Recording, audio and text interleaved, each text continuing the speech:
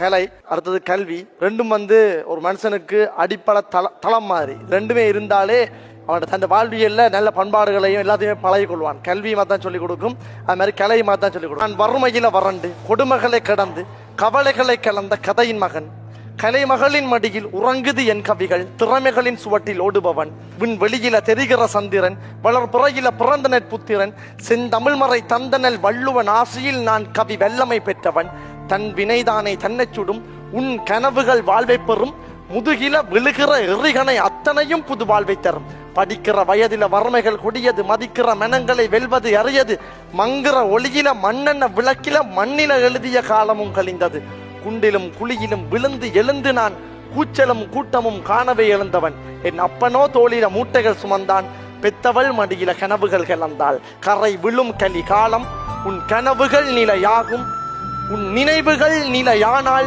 தென் திசையும் உன் பெயர் கூவும். சூப்பர்.